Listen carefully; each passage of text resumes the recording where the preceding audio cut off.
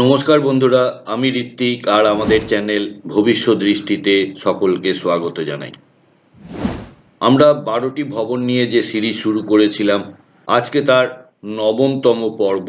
তাই আমরা আলোচনা করব নবম ঘর, যা কিনা ভাগ্য, ধর্ম, উচ্চশিক্ষা এবং বিদেশ যাত্রাকে নির্দেশ করে।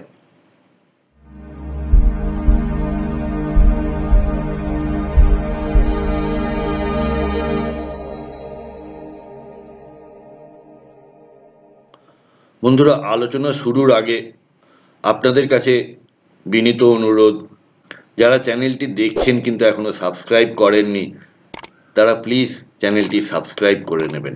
চলুন শুরু করা যাক নবম ঘর নিয়ে আলোচনা। নবম ঘর এটি লগ্ন থেকে 9 নম্বর ঘর, আর ভবনের নাম ধর্মস্থান, ভাগ্যস্থান, গুরুস্থান। নবম ভবনের কার্য, এটি ভাগ্য বা সৌভাগ্যকে নির্দেশ করে, ধর্মীয় বিশ্বাস ও ধর্মচর্চা, গুরু বা শিক্ষকের আশীর্বাদ, আধ্যাত্মিকতা, তীর্থযাত্রা, উচ্চশিক্ষা, দর্শন ও জ্ঞান, বিদেশ ভ্রমণ, আন্তর্জাতিক সংযোগ, পিতা এবং তার ভূমিকা, আইন, ন্যায় বিচার ও নীতিবোধ, শরীরের বিভিন্ন অঙ্গ যা নবম ঘর দ্বারা নিয়ন্ত্রিত, কোমর, নিতম্ব, পিঠের উপরের অংশ, লিভার, হজমের আগ্রহ, শরীরের ভারসাম্য রক্ষা অর্থাৎ ব্যালেন্স অ্যান্ড সিমেট্রি। তাই এই ঘর যদি খারাপ হয় বা দুষ্ট হয়, তাহলে যে রকম রোগ বা সমস্যা হতে পারে, কোমরের ব্যথা, কিডনির সমস্যা, হজমজনিত সমস্যা, লিভারের জটিলতা, পিতার অসুস্থতা বা অকাল মৃত্যু, ভাগ্যের বিপর্যয়, উচ্চশিক্ষায় বাধা। নবম ভবনের অধিপতি যখন অন্য ঘরে যান, তখন কি ধরনের ফল দেখতে পাওয়া যায়? নবমপতি যখন প্রথম ঘরে অবস্থান করেন, তখন জাতক ও জাতিকা নীতিবান, ভাগ্যবান, ধর্মপ্রাণ ও আত্মবিশ্বাসী হন।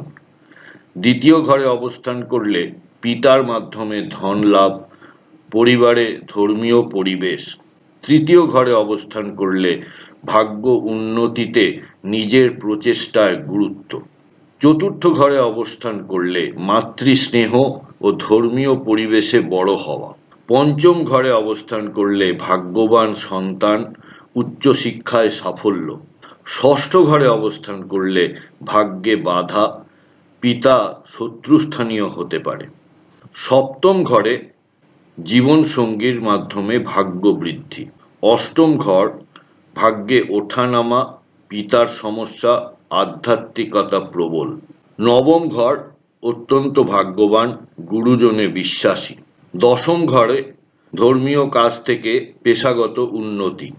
11তম ঘরে অবস্থান করলে ভাগ্য দিয়ে লাভ, গুরুজনদের থেকে সমর্থন পাওয়া যায়। 12তম ঘরে থাকলে বিদেশ ভ্রমণ, আধ্যাত্মিক জীবন এবং ভাগ্যের ক্ষয় হতে পারে। এবার দেখব শুভ যোগ ও গ্রহ সংযোজন। নবম ঘরে বৃহস্পতি, চন্দ্র, শুক্র থাকলে ভাগ্যোন্নতি নিশ্চিত। ধর্ম, উচ্চশিক্ষা, বিদেশ সংক্রান্ত যোগ দেখতে পাওয়া যায়। নবমপতি কেন্দ্র বা ত্রিকোণে থাকলে অত্যন্ত শুভ।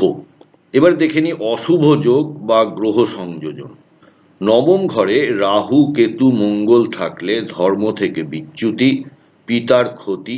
নবম অধিপতি যদি ষষ্ঠ, অষ্টম বা দ্বাদশ ঘরে থাকে, ভাগ্য দেরিতে কাজ করে। শত্রুস্থানীয় গ্রহ দ্বারা নবম ঘর আক্রান্ত হলে উচ্চশিক্ষায় বাধা পায়। নবম ঘর সংক্রান্ত যেসব পেশা রয়েছে তার মধ্যে অধ্যাপক, পণ্ডিত, ধর্মগুরু, জ্যোতিষী, আইনজীবী, বিচারক, দর্শনবিদ, ধর্মীয় প্রতিষ্ঠান, ট্যুর অ্যান্ড ট্রাভেল, তীর্থ পরিচালনা, আন্তর্জাতিক সম্পর্ক, দূতাবাস। এবার দেখে নিই প্রতিকার ও উন্নতির উপায়। পিতা ও গুরুজনের সেবা, গরিব ছাত্রদের শিক্ষা সহায়তা, তীর্থে দান, ব্রাহ্মণ ভোজন। বন্ধুরা, এই ছিল নবম ঘর নিয়ে আলোচনা। আপনারা আমাকে জানান আমার এই আলোচনা আপনাদের কেমন লাগছে কমেন্ট বক্সের মাধ্যমে। আপনাদের যদি কোনো সাজেশন থাকে তাহলেও আমাকে জানাতে পারেন কমেন্টে। যদি ভালো লাগে তাহলে একটি লাইক করবেন আর আত্মীয় স্বজন বন্ধু বান্ধবের সঙ্গে শেয়ার করবেন।